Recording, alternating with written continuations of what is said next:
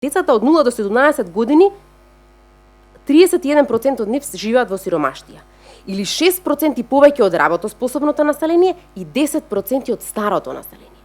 Старото население во Македонија над 65 години е во најповолна состојба поврзана со сиромаштие, или само 22% од нив живеат во сиромаштие. Не велам дека не треба да се превезат мерки за намалување на сиромаштијата и кај возрастните, кај старите лица.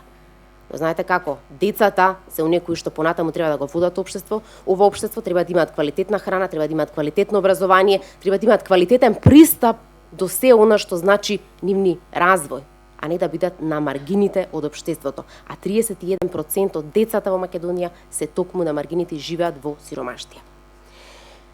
Исто така, во последниот период сме сведоци на мерки кои што се донесуваат од страна на владата, а треба да го забрзаат зголемувањето на наталитетот во Македонија.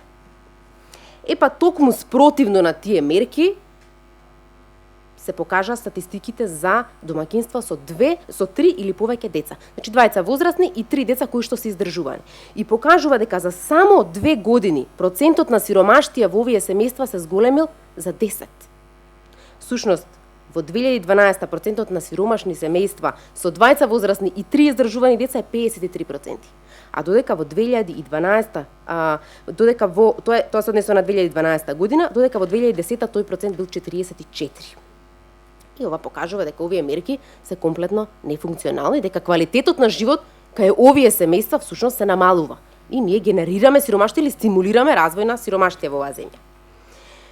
И секако невработените нели се со највисок процент на сиромаштие, но кои што се невработени се заземаат најголем процент од сиромашните граѓани, но во последниве 2 години за 11% од вработените живеат во сиромаштие и тој процент се зголемува, за 2% се зголеми во период од 2 години. Значи секоја година имаме за процент зголемување на вработени сиромашни. И тоа е токму причина за тоа е експлоатацијата на работниците. Ние имаме најниска минимална плата, ние најниска просечна плата. Ние имаме привилегии за богатите и за работодавците наспроти работниците. И сето ова придонесува кон зголемување на сиромаштијата кај вработените лица кои што наместо да речеме јас сум вработен и треба да може да си ги дозволам барем основните работи, тие не може да си ги дозволат, а работат повеќе од 10 до 12 часа дневно.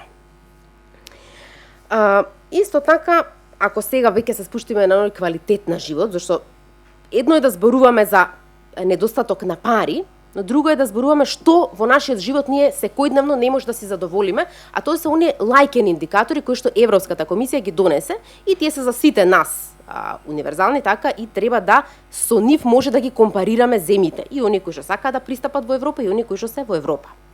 И за 2012 во Македонија 53,3% од граѓаните имале сиромаштие во исхраната, не можеле доволно да се хранат.